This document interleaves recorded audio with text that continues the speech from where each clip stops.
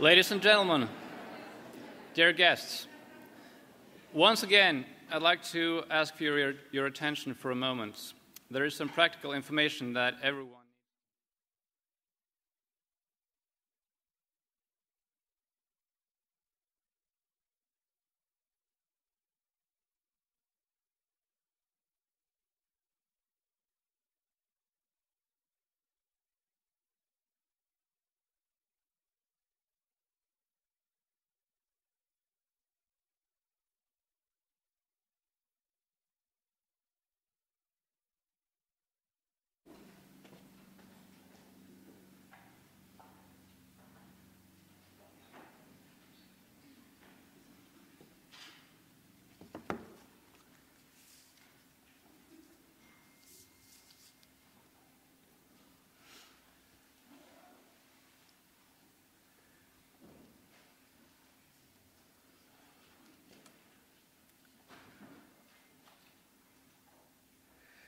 Good afternoon, and welcome to this year's Holberg lecture. It is a great honor for me and a pleasure as the academic director of the Holberg Prize to introduce to you this year's Holberg Laureate, Cass R. Sunstein. Cass R. Sunstein is the Robert Walmsley University Professor at Harvard University. He is founder and director of Harvard Law School program in behavioral economics and public policy. According to the Holberg Committee, in their citation for conferring the prize to the laureate, quote, Cass Sunstein is one of the most wide-ranging, original, prolific, and influential scholars of our time. His work has redefined several academic fields, and the practical applications of his research have had far-reaching impact on public policy, end quote. Professor Sunstein has published by now 48 books, and at least 3 in the works, and after today, maybe the 4th, and hundreds of academic articles. After the Rights Revolution from 1990 and the Partial Constitution from 1993, count among his most influential works on constitutional law. In The Cost-Benefit State and Risk and Reason, both published in 2002, as well as The Laws of Fear from 2004, Sunstein explores the ways in which cost-benefit analysis can discipline regulatory agencies, and he reveals how cost-benefit is a means to ensure that state agencies take into account the effects on their regulation on all citizens. He combines cost-benefit analysis with insights drawn from a number of disciplines: psychology, economics, and political science. By so doing, Sunstein redefines the ways in which we understand harm, and he proposes innovative ways to remedy them. Professor Sunstein won the Goldsmith Book Prize for his book Democracy and the Problem of Free Speech in 1993, and together with Richard Thaler, he is the author of the much-acclaimed book Nudge, Improving Decisions about Health, Wealth, and Happiness, which appeared in 2008. The book deals with how private and public organizations may help influence individuals make better choices in ways that may improve the quality of their lives. In addition to his wide-ranging academic production, Cass Sunstein has proven that he masters the demanding art of communicating difficult and important ideas to the public. He has shown great social engagement, and he has taken active part in public debate on a number of current issues, ranging from the ways in which biases might affect judges, same-sex marriage, affirmative action, the future of animal rights, and the new challenges of speech regulation. Professor Sunstein has also been involved in constitutional development and law proposals in many countries. And between 2009 and 2012, under the Obama presidency, he was administrator of the White House Office of Information and Regulatory Affairs, where he was involved with the regulation of issues ranging from security, air quality, civil rights, transparency in public affairs, climate change, economic freedom, health, and the fight against poverty. Cass Sunstein is truly interdisciplinary. And to quote, yet again, the Holberg Committee's assessment of his work, quote, "It is rigorous yet accessible and marked by an extraordinary concern for human welfare. Through his scholarship, policy advocacy, constructive pragmatism, and unflinching belief in workable solutions to complex societal challenges, he's counted among the great intellectuals of our time." But before I cede the floor to Professor Sunstein, we have a surprise message for him.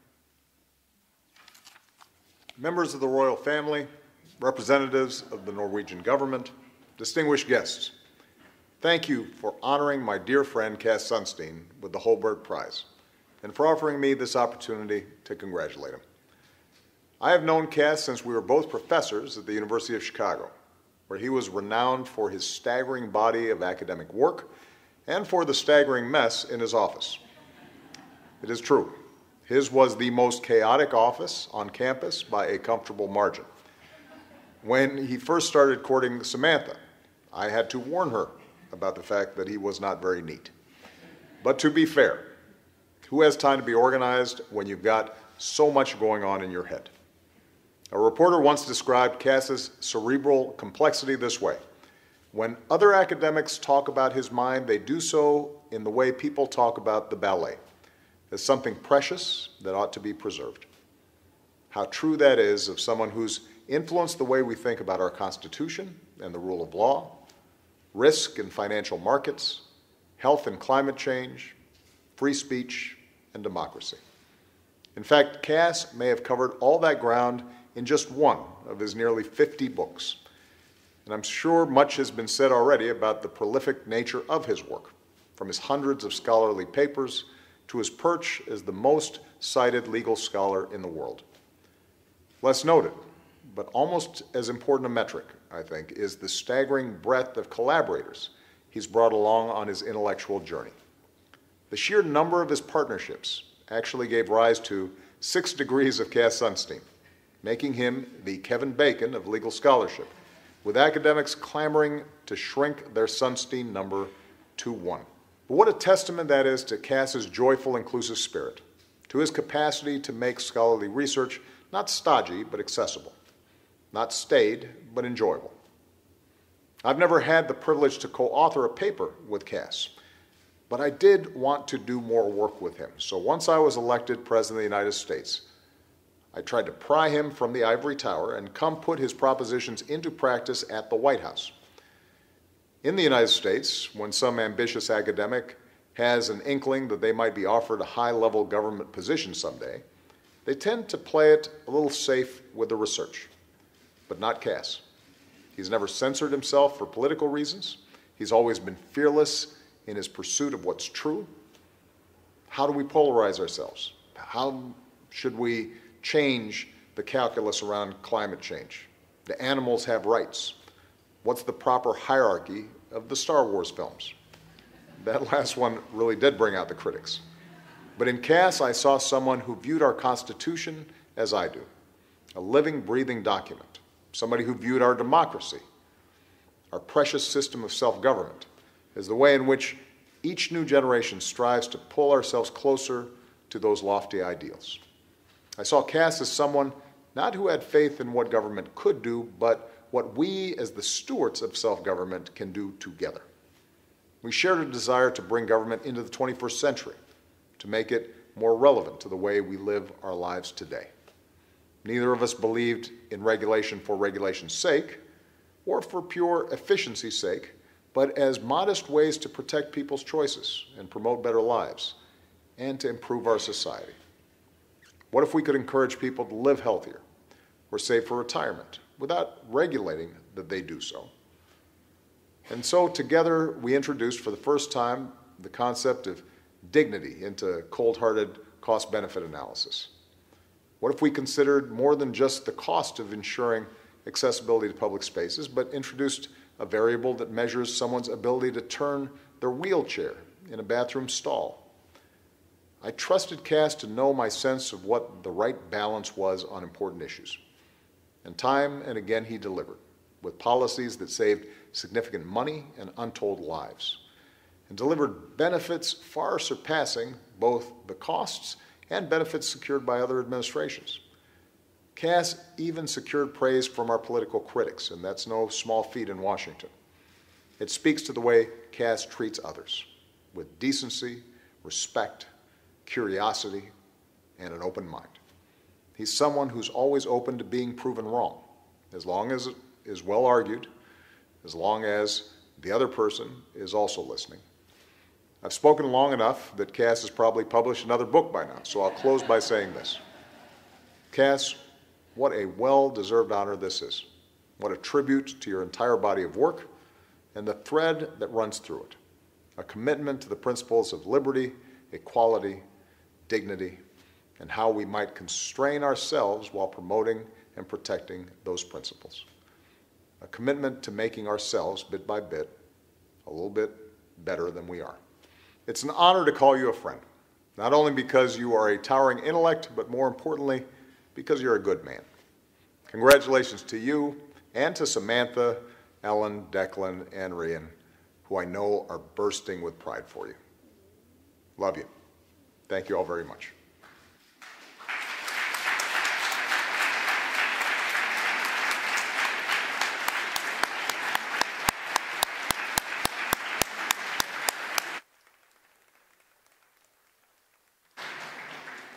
Professor Sunstein, the floor is yours.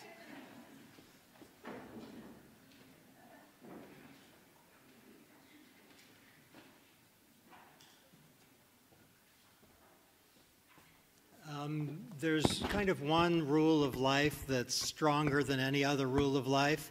I think it is in the Bible of every religion, and it's part of the Universal Declaration of Human Rights, which is never follow Barack Obama.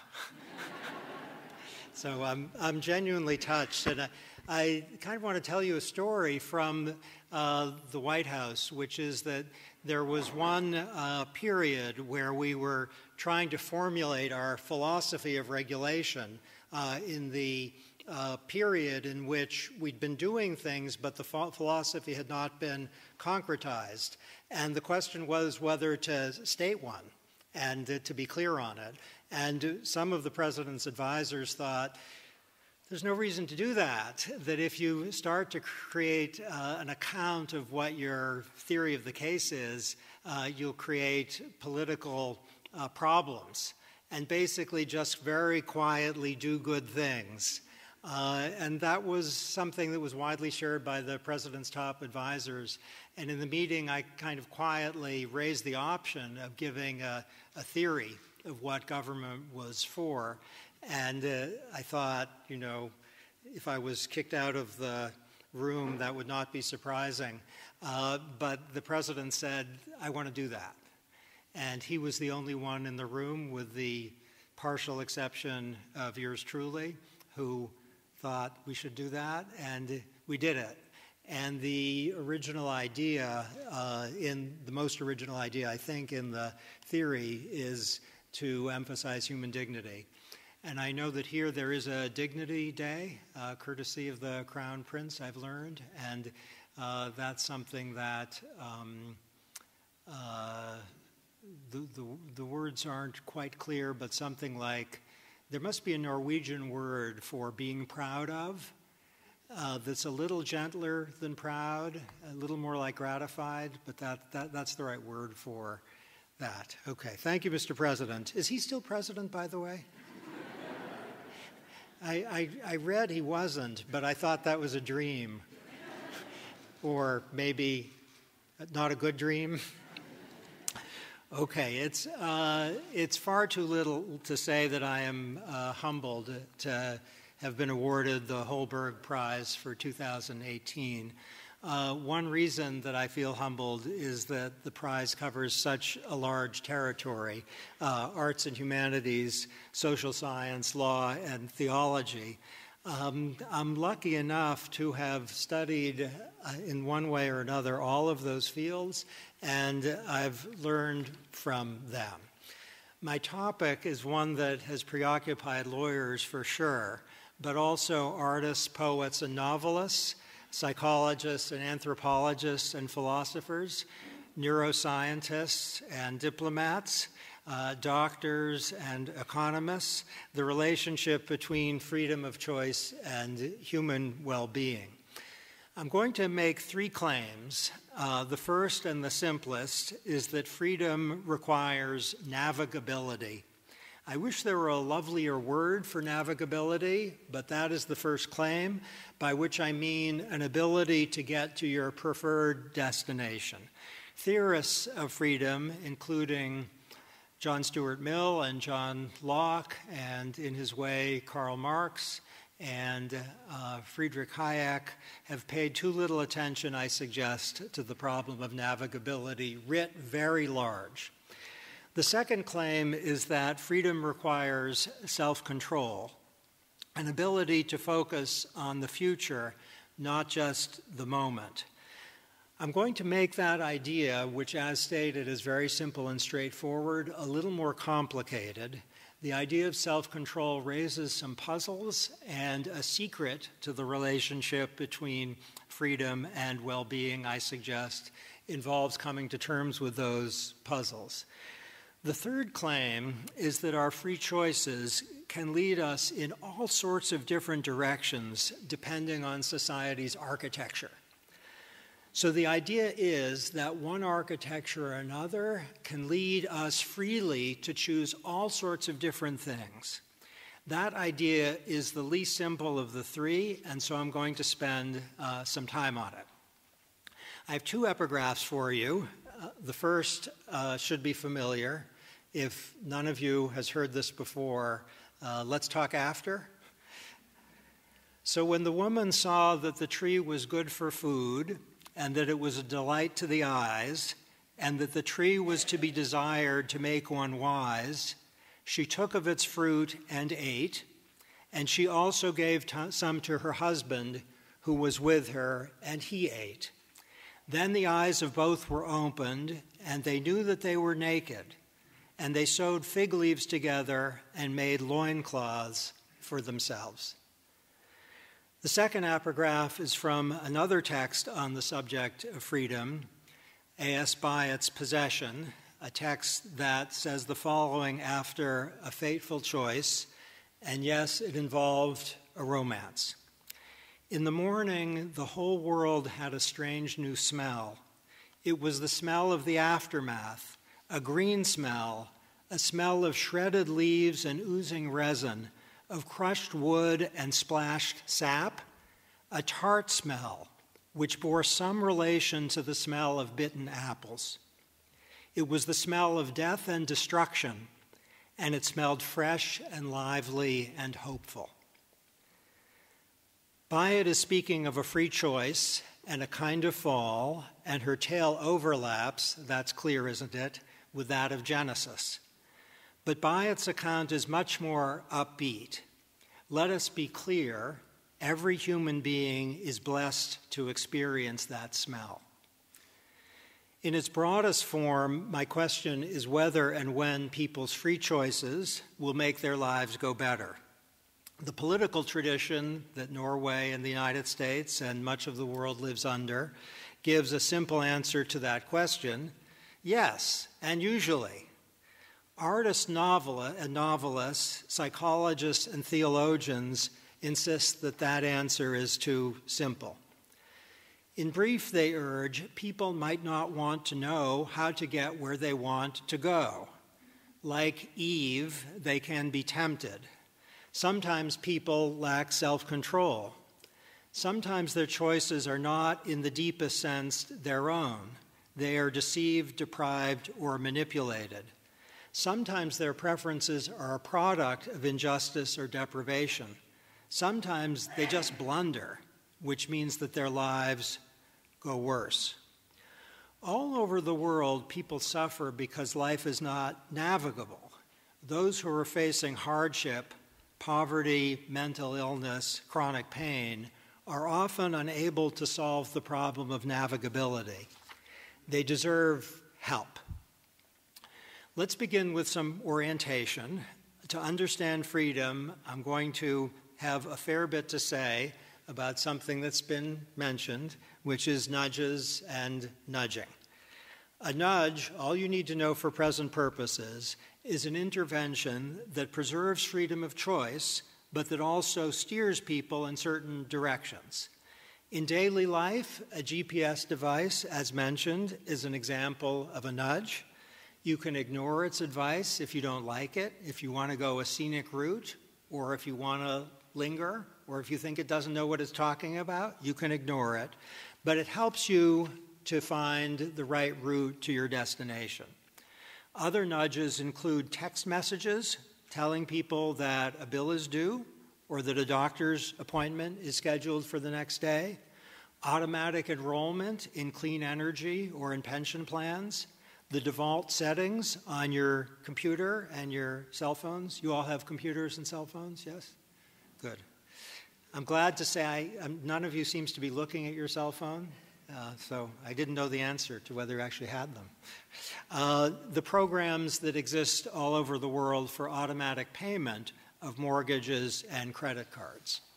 We should distinguish nudges from mandates and bans and incentives in the sense that nudges maximally preserve freedom of choice. With respect to the world's problems, their use remains in preliminary stages. We're going to see a lot more in the future.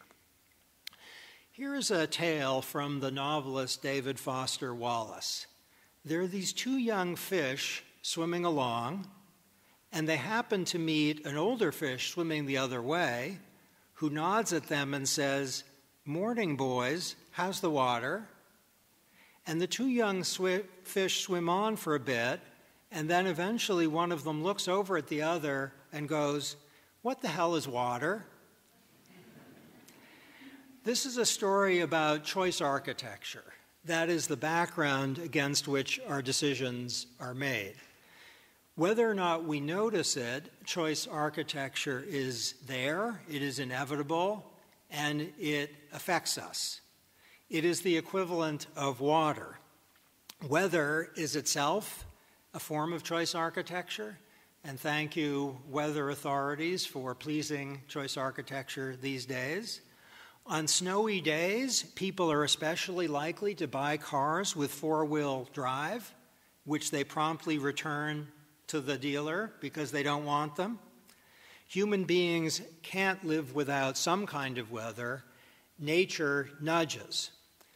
Human beings can't wish choice architecture away. Any menu places options at various locations. Television stations are assigned different numbers, and strikingly, even now, with hundreds of options, the number matters even when the costs of switching are zero. People tend to choose stations with lower numbers. Any website has a design which will affect what and whether people choose. The goal of nudging is to increase the likelihood that people's free choices will improve their welfare, and thus to link tightly freedom of choice with well-being. A central goal is to make choosers better off as judged by themselves.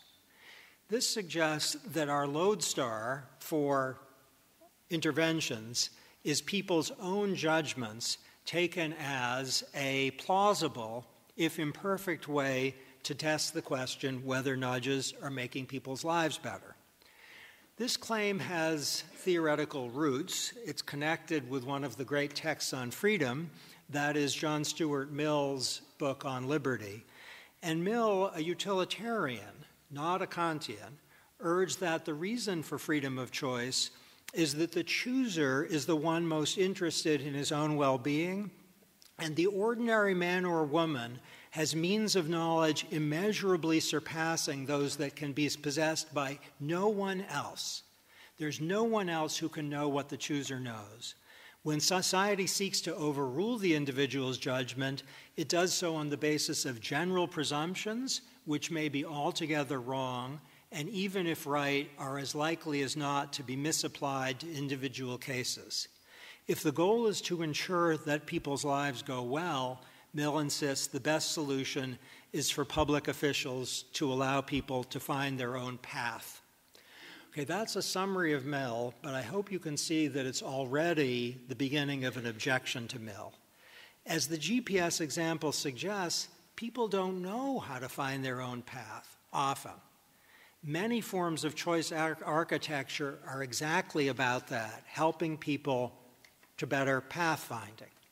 Okay, I've suggested that we should understand the notion of navigability very large, not just about roads and buildings. For poor people and many people in poor nations, navigability is a pervasive problem. Consider these words from MIT economist Esther Duflo. We tend to be patronizing about the poor in a very specific sense, which is that we tend to think, why don't they take more responsibility for their lives? And I think this is a universal question asked in Scandinavian countries as well as in South America and China and Japan and Canada and the United States. Why don't they take more responsibility for their lives? And what we are forgetting, Duflo continues, is that the richer you are, the less responsibility you need to take for your own life because everything is taken care for you. And the poorer you are, the more you have to be responsible for everything about your life. Stop berating people for not being responsible and start to think of ways instead of providing the poor with the luxury the rest of us have, which is that a lot of decisions are taken for us. And now here's the crucial claim. If we do nothing, we are on the right track. For most of the poor, if they do nothing, they are on the wrong track. That's a problem for Mill's claims about liberty, suggesting it's too simple. In my terms here, the problem is that they have to find the right track, to identify the right doctor, to get help in taking care of their children, to find clean water, to find the right job. All over the world, efforts to increase navigability in the large sense can make all the difference.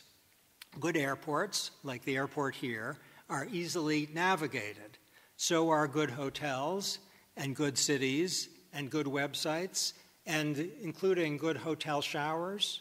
Have you had the experience of having a difficult to navigate shower in a hotel? Okay. We might think of efforts to increase navigability, and you might be asking, have I published any articles on hard to navigate hotel showers? The answer is yes. They're short articles.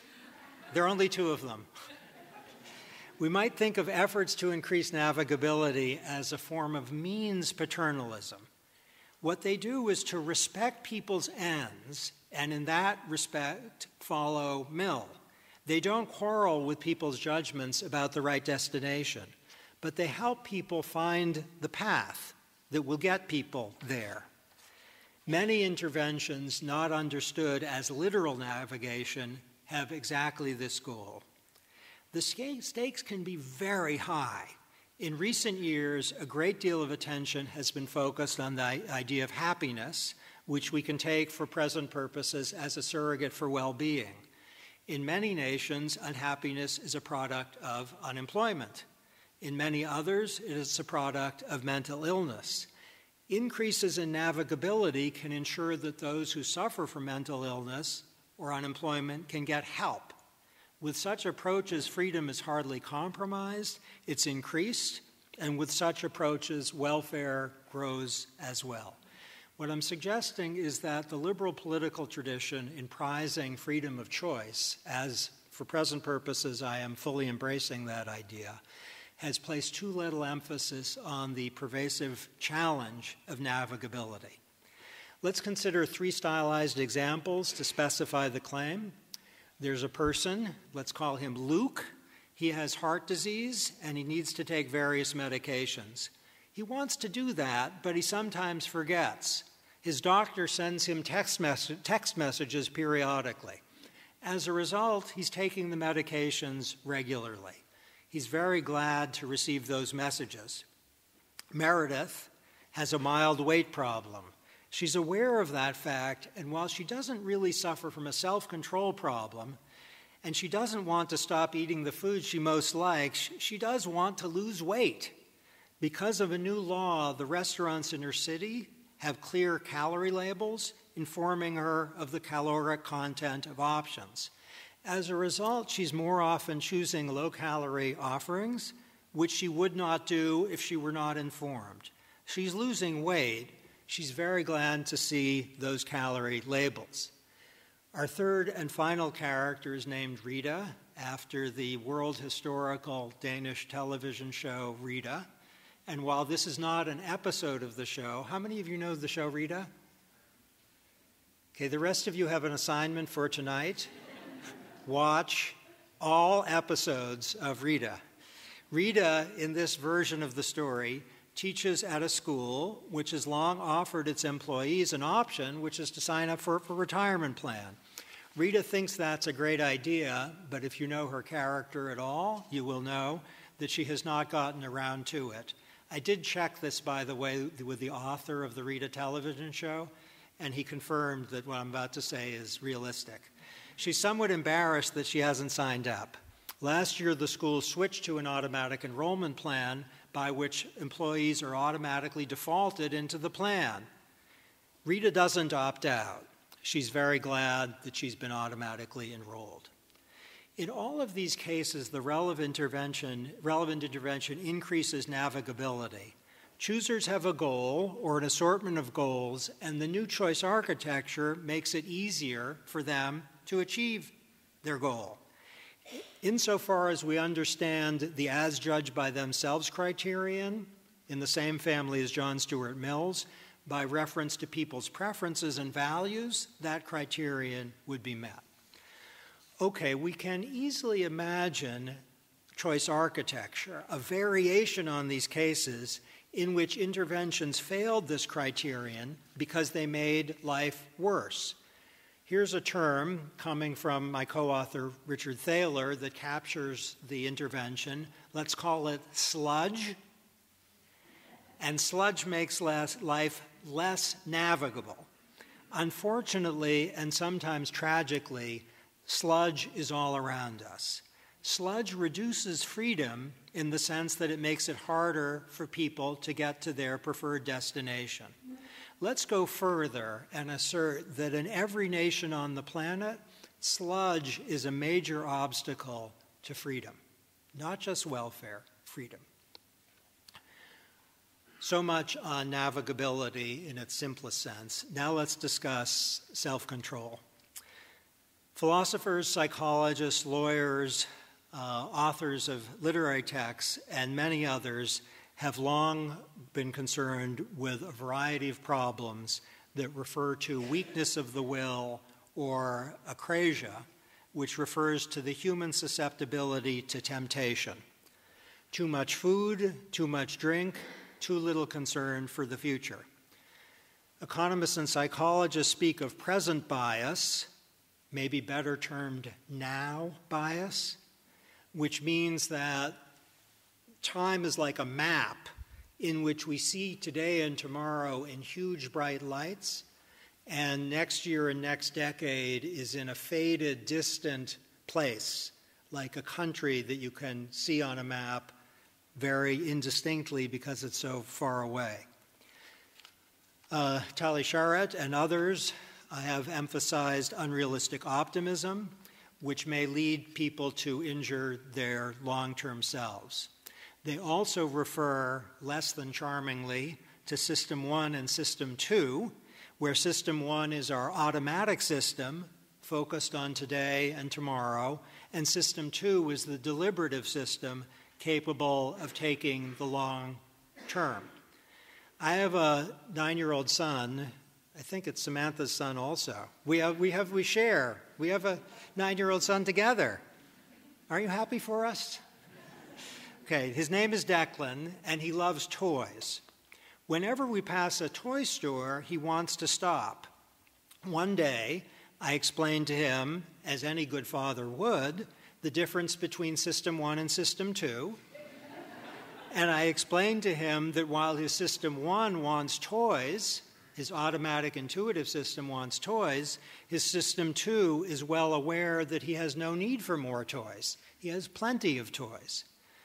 He understood the point, and for a while the categorization seemed to help. But after a little while he asked me, "Daddy, do I even have a System 2? I wasn't quick enough to notice that the very fact that he could ask the question suggested the answer was yes, but the fact that he was puzzled by the answer suggested that a yes answer would be much too simple. Okay, self-control problems raise a lot of challenges. One question is whether those who indulge themselves today or this month really suffer from a self-control control problem, or instead have a rational mantra: enjoy life now. This is not a rehearsal. Another question is whether purported solutions to self-control problems will make people's lives better rather than worse. Some cures are worse than the disease. Here are some haunting, I think, words, ambivalent, haunting words from Byatt's heroine in the novel Possession. The heroine's name is Charlotte Lamotte, and she's writing a letter from far away to her dying lover, Randolph Ashe, whom she hasn't seen in decades. She won't ever see him again. She doesn't know if the letter's ever going to arrive. And this is what she writes essentially from the wilderness. I would rather have lived alone, if you would have the truth. But since that might not be, and is granted to almost no one, I thank God for you. If there must be a dragon, I thank God that he was you.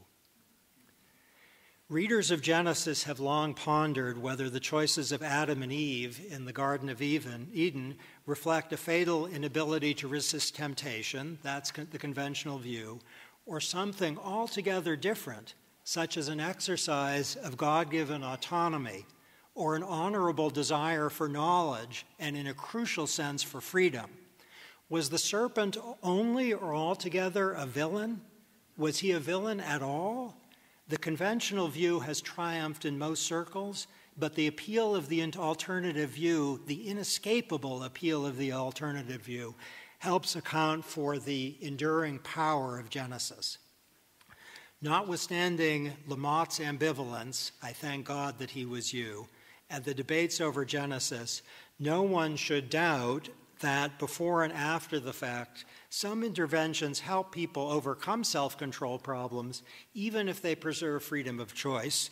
And here's the point I want to underline, that solutions to self-control problems are simultaneously solutions to navigability problems. So while there's a distinction between the two categories, as I'm understanding self-control problems here, they are problems of navigation that people who are struggling with self-control problems face, whether the problem is alcoholism, gambling, cigarettes, some behavior which is causing problems. Example, Ted, let's call him Ted, simple name, smokes cigarettes. He wishes that he had not started, but he's been unable to quit. His government recently imposed a new requirement, which is that cigarette packages have to be accompanied with graphic images showing people with serious health problems, including cancer. Ted, as it happens, is deeply affected by those images. He cannot bear to see them. He quit smoking, and he's glad. Joan is a student at a large university. This one, as it happens, she, and I'm sorry to tell the administrators here, but she drinks a lot of alcohol. She enjoys it, but not that much, and she's worried that her drinking is impairing her performance and her health. She says that she'd like to scale back, but for reasons she does not entirely understand, she's failed. Her university, this university, recently embarked on an educational campaign to reduce drinking, in which it accurately notes that 4 out of 5 students here drink very rarely. Is that true, or is this very hypothetical? It's true. I'm getting nods. I'm getting unanimous nods. Informed of the social norm, Joan finally resolves to cut back on her drinking. She succeeds, and she's glad. Ted and Joan can be seen as planners with preferences about their preferences and doers with first-order preferences. The intervention helps to strengthen the hand of the planner. Insofar as Ted and Joan welcome the relevant interventions and do so after as well as before the fact, freedom is promoted and welfare is promoted as well. We have to underline the fact that when outsiders contend that choosers suffer from a self-control problem, they had better be humble. Any outsider faces, and this is a bow in the direction of Mill, suffer an epistemic problem. Choosers might not, in fact, be adversely affected by present bias.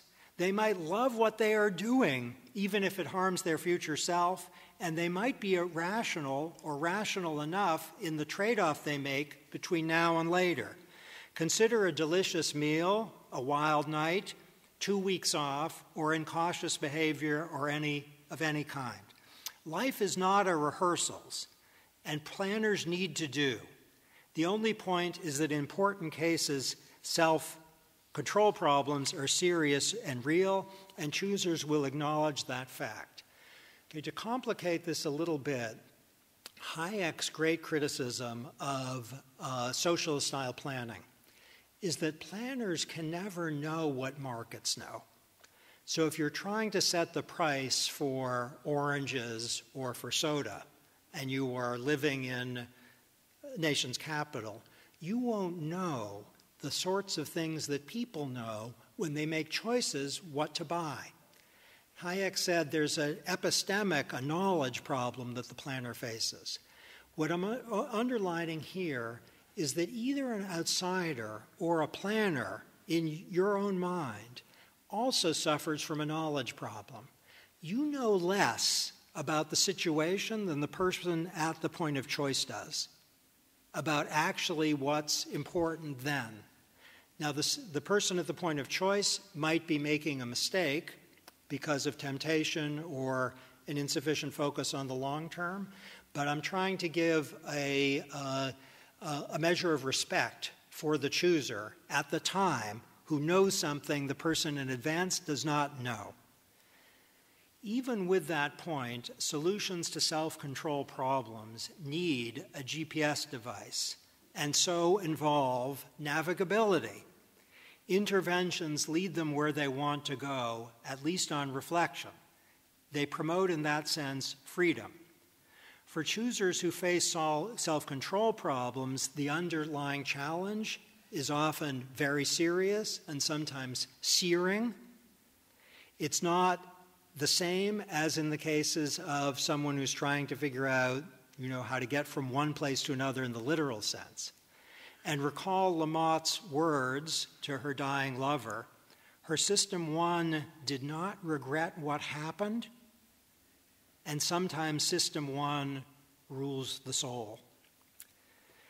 There are much harder cases. In some of them, people aren't clear what their preferences are. Perhaps they don't know what they are. We're speaking here of preferences that are an artifact of the choice architecture. This is my third claim. We're not talking about navigability, and we're not talking any longer about self-control. The only way to get a handle on the problem, I think, is to give some examples. George cares about the environment. He also cares about money. He currently gets his electricity from coal. He knows that coal is not exactly good for the environment, but it's cheap. And he doesn't bother to switch to solar, which would be slightly more expensive. He's really happy with the current situation. Last month, his government imposed a new rule for electricity providers. People will receive energy from solar and pay a slight premium unless they choose to switch. George doesn't bother to switch. He says he likes the current situation of automatic enrollment. He approves of the new policy, and he approves of his own enrollment. Case 2, Mary. Mary is automatically enrolled in what is called a bronze healthcare plan. It's less expensive than silver and gold, doesn't cost as much, but it's also less comprehensive in its coverage, and it has a higher deductible. So it's a less expensive plan, it's a less good plan. Mary prefers bronze, and she has no interest in switching. She's content. In a parallel world, I'm going to say more in a moment about parallel worlds, but in a parallel world, a lot like our own, but not quite identical, Mary was automatically enrolled in a gold healthcare plan. It's more expensive than silver and bronze, but it also has a lower deductible and more comprehensive coverage. Mary, in this world, prefers gold and has no interest in switching. Thomas has a serious illness. Let's make it not that serious. He has his kidney hurts, but it's not that bad. This is not a sad story. Don't feel so sorry for Thomas, but his kidney hurts and needs attention. The question is whether he should have an operation which is accompanied by potential benefits and potential risks. Thomas reads about the operation online, and he's not sure whether he should go ahead with it. His doctor tells him to have the operation, emphasizing how much he has to lose if he doesn't. He decides to follow the advice. In a parallel world, a world like our own but not quite identical, Thomas's doctor says, don't have the operation, emphasizing how much he has to lose if he does. He decides to follow the advice and is very glad he did. Okay, I promised you a note on the concept of parallel worlds. Science fiction writers like to write about them, showing that with a little twist or a small alteration, our cities, our lives, our nations, our entire world might be very different. That's a claim about this contingency of where we are. Some words from Possession. There are things that happen and leave no discernible trace. They are not spoken or written of, though it would be very wrong to say that subsequent events go on indifferently, all the same, as if such things had never been. Parallel worlds are intriguing for many reasons, and the very idea is, I think, deep, suggesting, and this is one reason for the depth, that we, you and I, everyone in this room, might have been or be quite happy in multiple worlds, even if we are quite happy in our own. The problem here is that the criterion with which I started, are people off as judged by themselves, which works for navigability and usually works for self-control, it's not working anymore. And the reason it's not working anymore is it's indeterminate. There are multiple outcomes, as in the cases of my made-up characters, there are multiple outcomes with which people are happy. History is only run once, but some forms of choice architecture just create parallel worlds. In the cases of Mary and Thomas, they appear not to have an antecedent preference. What they prefer is an artifact of the default rule, in the case of Mary and healthcare plans, or the doctor's framing in the case of Thomas. George's case involving green energy is less clear because it seems like he has an antecedent preference in favor of green energy. But once the default rule is switched, he's completely happy with solar energy, which suggests that his preference is a product of the default rule. And if it's a product of the default rule, we can't choose the default rule by thinking what is his preference. In other words, the situations on which I'm focusing now are those in which what people like is a product of society's architecture. Their preferences and values are constructed by it. After being affected, they will be happy and maybe grateful. One reason might be learning. They learn the new situation is fine. Another reason is the reduction of cognitive dissonance. People might reduce dissonance in a way that makes them glad with the new status quo, whatever it is. And I hope you can now see the problem. It's hard to see the as judged by themselves criterion or anything in Mill's framework as adequate, because by hypothesis, people's choices and their satisfaction will lead them in more than one direction. Okay, the most extreme cases here involve what have been called big decisions or transformative experiences in which people's identity and their preferences and values are deeply at stake. For example, people might decide to get married, to have children, to change occupations, to change cities, and these might turn out fundamentally to change who they are. That's not the case of electricity and savings and healthcare. That's a much larger systematic shift in who people are, and we've all experienced that, something like that, yes? Words from Possession, and this is from Randolph Ashe, the male lover in the tale. This is where I have been always coming to since my time began, and when I go away from here, this will be the midpoint to which everything ran before, and from which everything will now run. But now, my love, we are now, and those other times are running elsewhere. In both extreme and less extreme cases, application of the as judged by themselves criterion is much less simple because people's preferences are a product of the intervention. The challenge is that however Mary and Thomas and all of us are intervened on or choice architected, we will in circumstances agree that we are better off. What to do? Okay, that's the hardest question I'm looking at. In my view, there's no escaping some kind of analysis of human well-being between the multiple possible worlds. We need to ask what kind of approach makes people's lives go better. Now, the question is, how do we do that? Let me suggest there are two possible approaches. Let's call the first the humble approach and the other the arrogant approach. But I don't mean to suggest the humble approach, for reasons we'll explore, enjoys an easy victory. The humble approach has a slogan, which is follow the right choosers.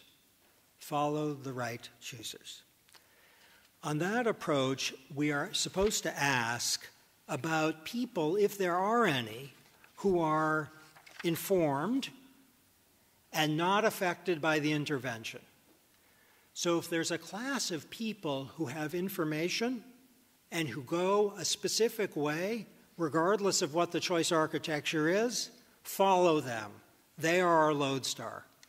On this approach, choice architects, those who design the choice architecture, would not attempt to decide what choices are on their own. They would attempt to follow the right choosers. That's the sense in which they are humble. These people, the humble people, are followers of John Stuart Mill, emphasizing his commitment to respecting people's choices about what would promote their welfare. To get more concrete, this is a little abstract, I know, here's some specifics. Imagine a large population of choosers where a subset of people choose the same healthcare plan, no matter what the choice architecture looks like. They choose the bronze plan. They're well informed, and that's what they choose, whatever the choice architecture looks like. In terms of what they care about, let's stipulate they're not different in any relevant way from the people who are subject to the choice architecture. It's a group of people who'll go one way with one choice architecture, another way with another choice architecture. Those people we're setting to one side, and we're saying they're a group of people who always choose silver. And those are people who are not different in any way from the people who are affected by the intervention. The idea is follow the right choosers. Or consider this one, and this is not made up, this is based on real data. In a large community of choosers, some shoppers choose particular kinds of bread wherever the bread is placed. It doesn't matter if it's visible or hidden, they choose the particular brand. They are well informed. They happen to like those kinds of bread. in terms of what they care about, they are not different from other people in their community. The other people who are highly susceptible to the intervention should be helped through a choice architecture that insists they get the choices that informed people who are like them make. If you're with me, this suggests a way out of our dilemma, the dilemma of what to do when people's choices are an artifact of the choice architecture. Follow the judgment of the choosers who are informed and consistent. The reason is they are in a terrific position to know what's best. Inconsistent choosers, or those who are susceptible to being nudged, should take their guidance from consistent choosers who are not susceptible to being nudged. On this basis, the choice architects are being humble and modest. They're not acting on the basis of their own assessments, but the assessments of the choosers they have reason to trust. Looking at you all, including some of my best friends in the room, it's clear that some of you are not persuaded by this route out of the dilemma. So shall we talk about a second possibility and see if you like it better? This is the one I've called arrogant. But I mean, it's an honorable route. The other idea is to focus directly on people's well-being and to make well-being our lodestar. For purposes of exposition, we can associate this approach, the arrogant approach, with Jeremy Bentham, rather than the humble approach with John Stuart Mill. On Bentham's approach, the question is, which approach really does increase people's well-being, properly defined? That's the question, full stop. That approach imposes more serious burdens on choice architects. They have to ask and answer the well-being question rather than to identify and track the behavior of informed choosers. They have to solve some hard questions about what makes people's lives go better.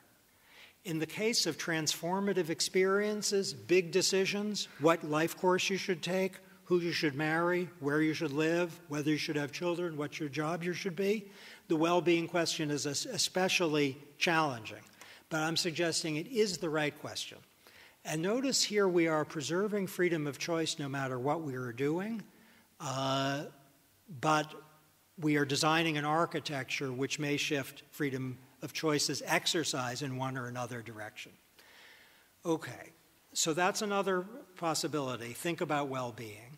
And you can think about the person who's thinking about well-being as a government, an employer, a bank, a friend, a spouse. How should we choose between the humble and the arrogant approach? The ultimate criterion has to be Bentham's, which is to say that human well-being is ultimately what matters.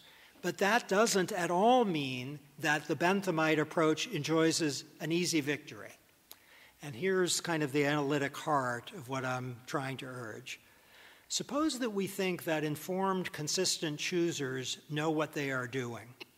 Suppose we insist that because they are informed and consistent, we can really trust them. Suppose finally the choice architects trying to decide the well-being question would make plenty of mistakes. Maybe they don't know enough. Maybe their motivations are a suspect.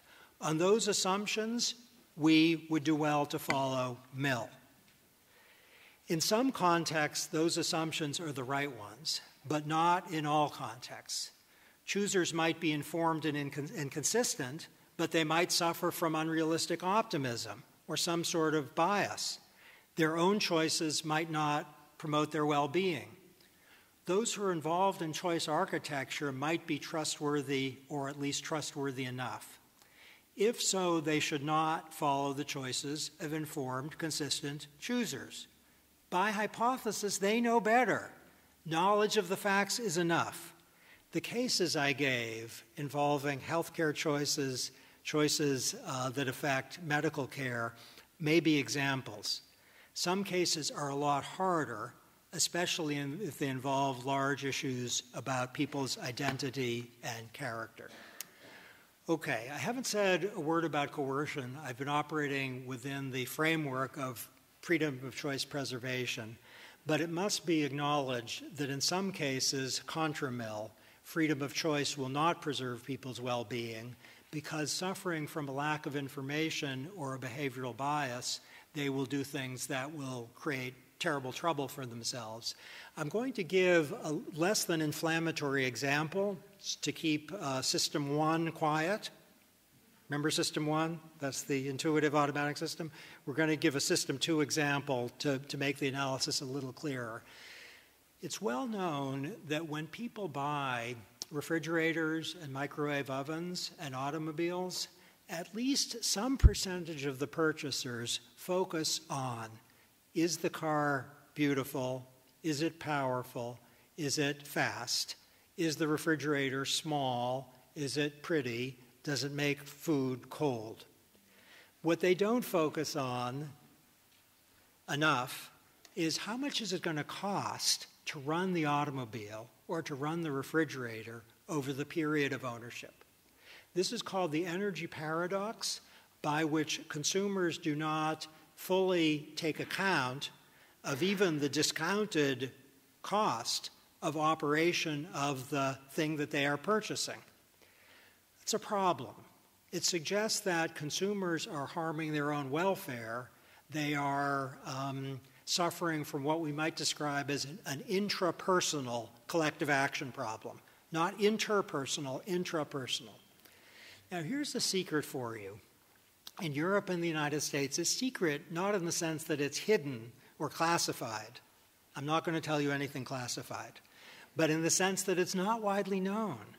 That is, the environmental regulations issued by the European Union and the United States and Canada that involve refrigerators and microwave ovens and automobiles are extremely hard to defend by reference to the environmental benefits that they confer. They do confer significant environmental benefits, but the economic costs they impose on those products are significantly higher than the environmental benefits. The environmental benefits are large, they're lower than the economic costs. Why, might you ask yourself, are countries like Canada, the United States, the nations of Europe, nonetheless embarking on these regulations? The reason is consumers are saving a lot of money. Now, according to standard theory, including the theory that comes from John Stuart Mill, that's illegitimate because consumers know what they are buying.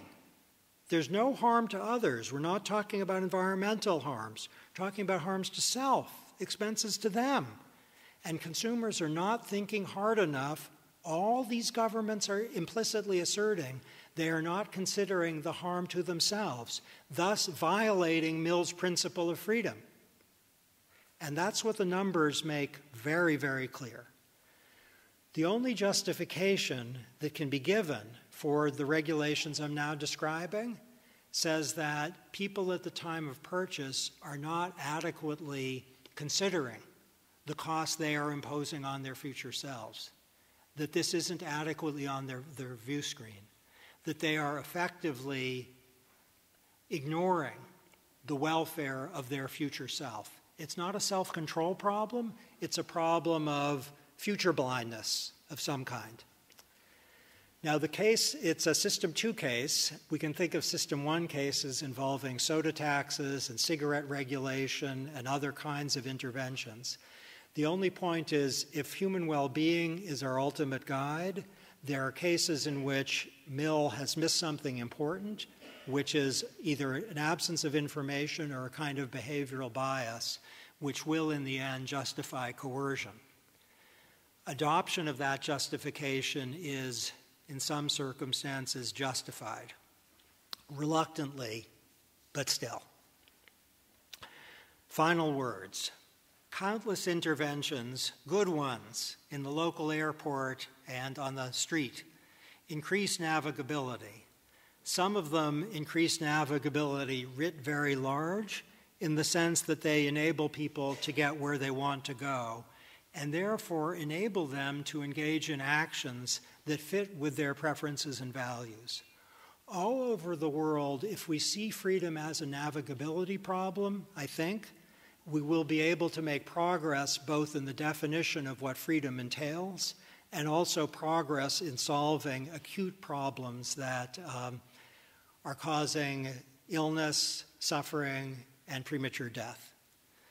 Many other interventions helping to overcome self-controlled problems are warmly welcomed by choosers, and so are consistent with the insistence on measuring interventions by seeing if they promote people's well-being as measured by themselves. Numerous people acknowledge that they suffer from self-control problems. The reason the self-control question is more difficult is first that the outsider might mistake for a self-control problem an insistence that now greatly matters, and also the fact that a planner, before the point of decision, will lack information that a chooser at that crucial moment will have. And if this seems abstract, think about your favorite night in the last 2 years, and it will probably seem more concrete. If it doesn't, I'm sorry for you. When people lack antecedent preferences or values, or when their preference and values are not firm, and that's frequently true. An intervention, it can come from a university or an employer or a seller of a drink. When an intervention constructs or alters those preferences, the as judged by themselves standards is much harder to operationalize. And this is my kind of mea culpa with respect to previous writings in which I hadn't seen this.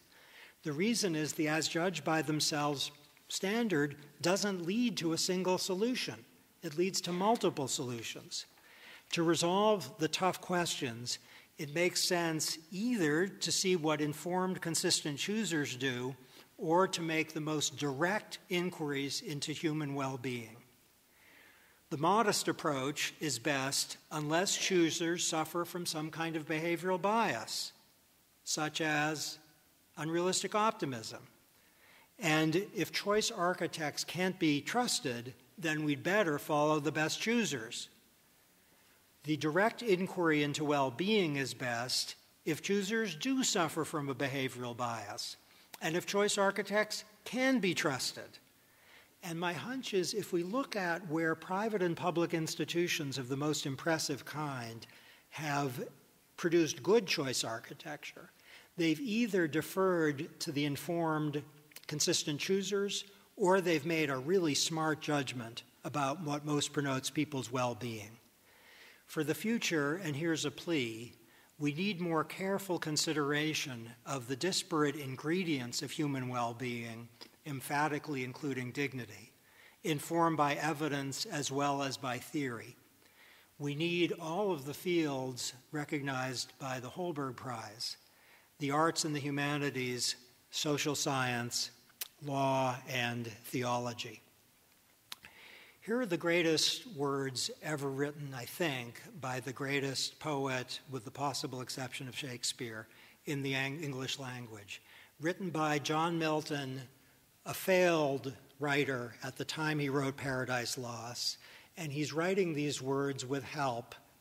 He's completely blind, and he's writing what he had hoped for decades he would be capable of writing, which is something good and enduring. In some sort of fever, blind, he wrote Paradise Lost, a tale of freedom, writing about Adam and Eve, who have succumbed to temptation and lost everything, and been expelled by God from the Garden of Eden.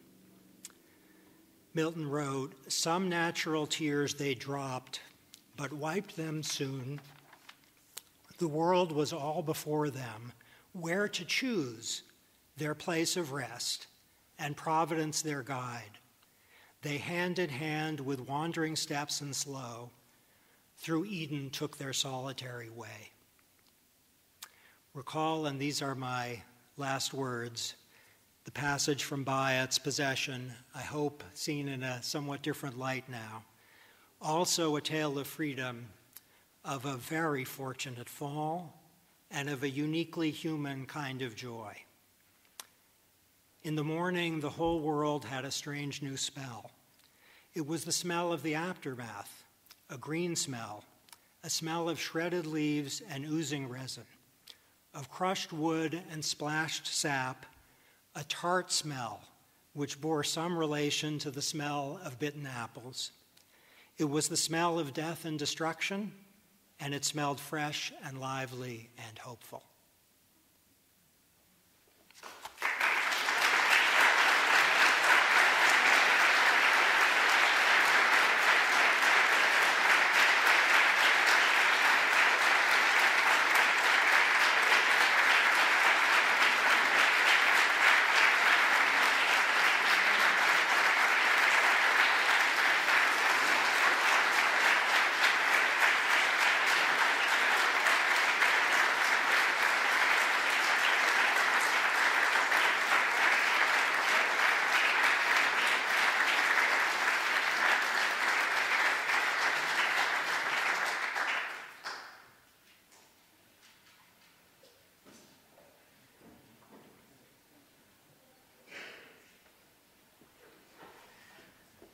With these words, the academic program today is finished. Thank you so much, Cass Sunstein.